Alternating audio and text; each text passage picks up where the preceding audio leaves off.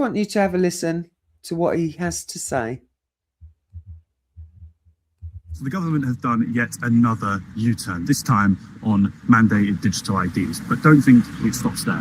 What we need in this country is a digital Bill of Rights. This is to say that no further government, nor the current one, can impose on our fundamental privacies and freedoms. Now, it doesn't even stop there, because we have something called One Login in Britain. And this is basically a centralised login system that gives you access to things like HMRC, Companies House, DVLA, etc. 8 million company directors are being phased into this system, and it is essentially the first form of a digital ID. But that is not being reversed. We need to end the one login process immediately, put it on freeze and halt it, because it is a dangerous system that is not secure. It's Romanian technology, and when it was red team tested, went through a red team exercise where they got friendly hackers to see if they could hack in. They got in unnoticed. That is what is holding company directors' data together. So we need to end one login, we need to have a digital Bill of Rights and ring fence our fundamental freedoms, and we need to do it together. 100%. I couldn't believe it when he said that. I've expressed my concerns about it being hacked, and they test hacked it and they got in without even being noticed. And the one login is not been scrapped. The digital ID for you and me, Joe Schmo on the street, that's been scrapped for now. That's not compulsory. That's going to be phased in through the back door like we've already discussed. But this login thing for our big companies, our big corporations and our chief executives has not been scrapped. So Montgomery wants it scrapped. But in order to have it scrapped, like he says, we have to have a digital Bill of Rights in place. I went to AI. You know, I love my AI. I went to AI and I asked AI about any country that has a digital Bill of Rights. Like, is there any country that has one?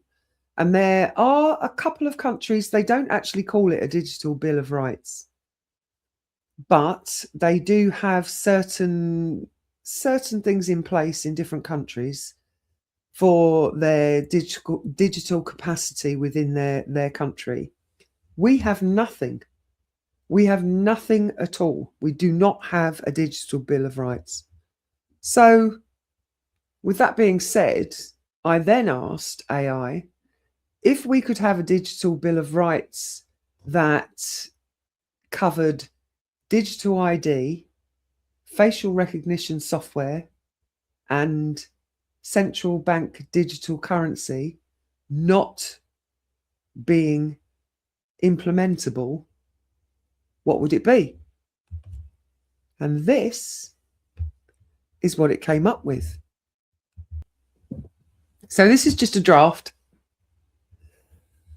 So the purpose of this digital Bill of Rights is to safeguard the dignity, autonomy and freedom of all people in the United Kingdom in an era of rapid technological change. These rights apply equally online and offline and shall not be diminished by technological, economic or political developments. You have to state. If it's going to be a bill, you have to state. Okay, so Article 1, right to personal autonomy and identity. So the way I've done it, the way I've structured it, because obviously when I did this, AI gave me tons and tons and tons of different information. So I had to take what AI gave me and then kind of structure it so that it was pretty readable. There are 10 points and I'm going to leave... I'll leave that on the screen for now. That's point 1. That's Article 1. I'm not going to read all of it. I'm going to read to you the bits that explain what it's about. So no one should be forced to use a digital ID, biometric scan or app to live their life. You decide how you identify yourself, not the government, not a corporation. So there are the different parts to it. And why it works. Digital ID systems rely on compulsory identity registration. By making identity controls a personal right, the state cannot require a digital ID to access services, travel, vote, or participate in society. This cuts off the legal foundation for a national digital ID scheme.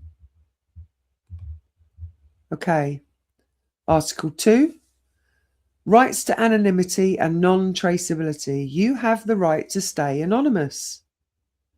You should be able to move, speak, and access services without being tracked. No system should follow you across apps, shops, services, or public spaces. And again, there are all the parts that need to be implemented, why it works. Digital ID, CBDCs, and biometric surveillance all depend on linkability. I couldn't see that. The ability to track a person across systems. This article makes linkability unconstitutional. Without linkability, digital ID cannot function. CBDCs cannot be used for surveillance, and biometric systems cannot build population-level profiles. So that's the right to anonymity and non-traceability. 3. The right to non-digital access. You must always have a non-digital option. Paper forms, in-person services, and cash payments must always remain available. No one should be locked out of society because they don't want to use digital tools.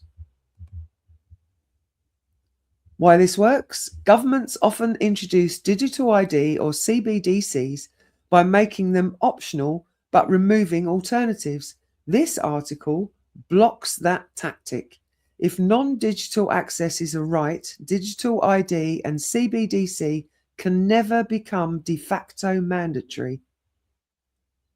The right to financial freedom and cash. Article 4. Cash is a right, not a relic. You have the right to use cash everywhere. Any digital currency must be optional, private, and never used to control what you can buy.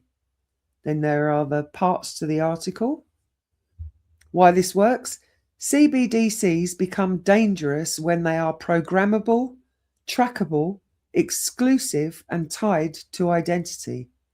This article prevents all four. It ensures that any digital currency cannot be used for behavioral control, financial controversy, or population level monitoring. Like I say, I'm not going to read all of the parts to them, but they're on the screen long enough that if you want to pause the video, you can see what the parts of the article are that need to be implemented for this bill. Public spaces must be free from surveillance. Streets, parks, and public buildings should not be filled with facial recognition cameras. You should be able to walk freely without being scanned, tracked, or analysed. Why this works? Biometric surveillance requires cameras, real-time processing, identity databases. This article removes all three. It makes the UK a no-scan zone unless a judge authorises a specific targeted warrant for a specific individual. Mass surveillance becomes illegal by design. Article 6. Right to digital privacy and data sovereignty. Your data is yours, not a product. Your personal information should never be collected or shared without your clear permission. No one should build a profile of your behaviour, spending, or beliefs. Those are all the parts for the article. Why it works. Digital ID and CBDCs rely on large-scale data collection and behavioural analytics. By constitutionally limiting data collection and banning scoring systems, this article prevents the infrastructure needed for digital identity profiling, financial surveillance, social credit style systems, algorithmic control of citizens. Article 7. Right to technological non-discrimination. No one can force you to use technology. You cannot be denied healthcare, travel, banking, or public services because you choose not to use an app, digital ID, or digital currency. Then there are the parts again. Why it works. Digital ID and CBDC systems often become mandatory through exclusion, not law. For example, you can only access this service with the app. You can only pay with digital currency. This article makes such exclusions illegal. It ensures that opting out cannot be punished. Article 8. Right to human oversight. Important decisions must involve real humans. Algorithms should never have the final say over your rights, your money, or your access to services. You can always demand a human review. Then there are the parts that would need to be implemented. Why it works. Digital ID and CBDCs often rely on automated systems to freeze accounts, deny access, score risk, restrict movements.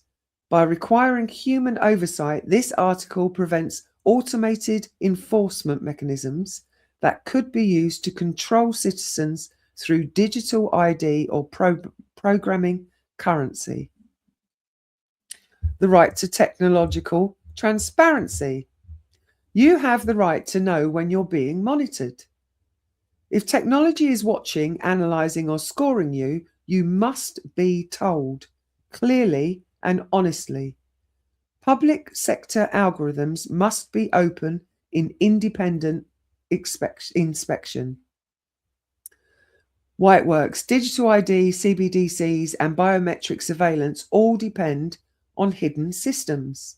This article forces transparency, making covert monitoring illegal and giving citizens the rights to challenge unlawful systems. And finally, Article 10, the right to future-proof freedom. Your freedoms come first, no matter what technology comes next.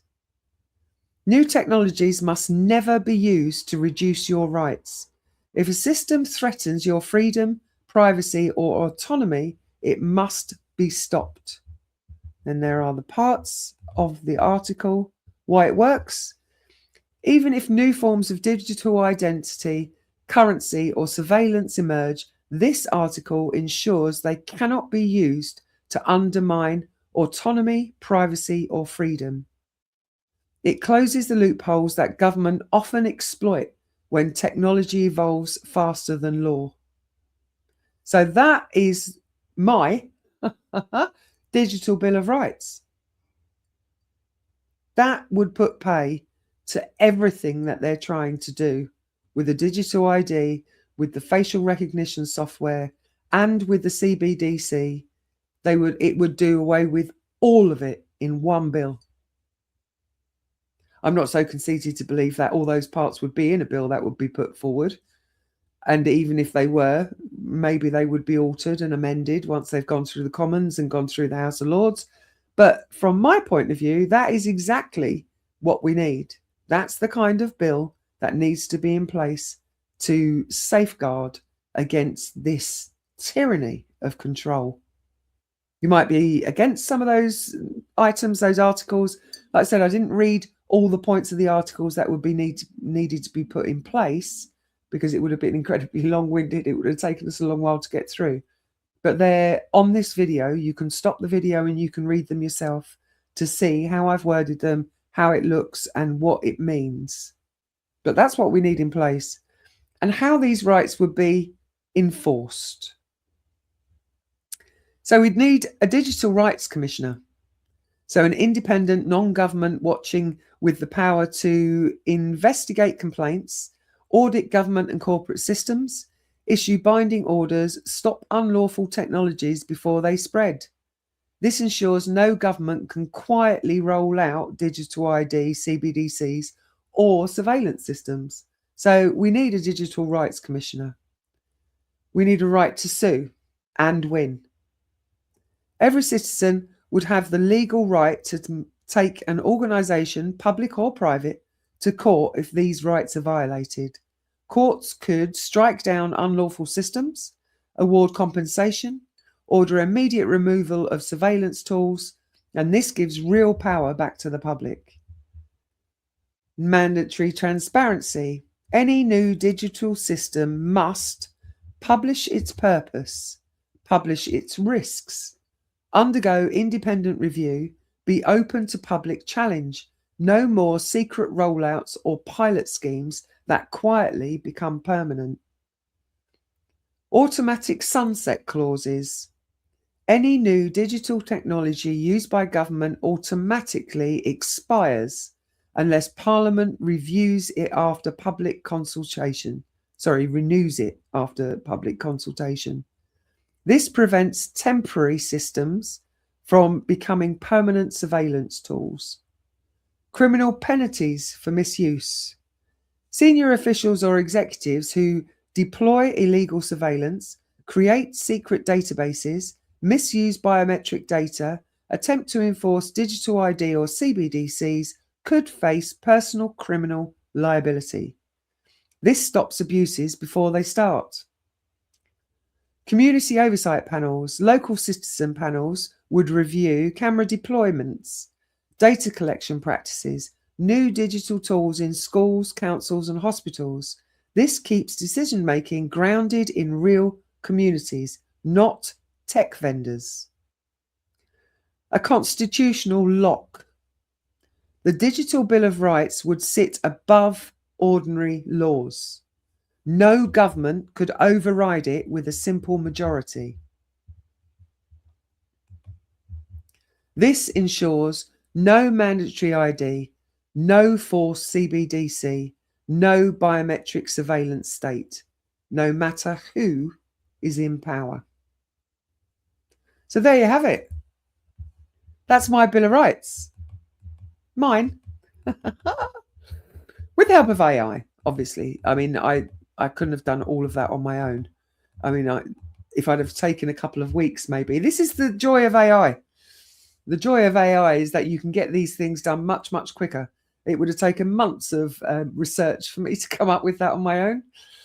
But yeah, this is my draft UK Digital Bill of Rights.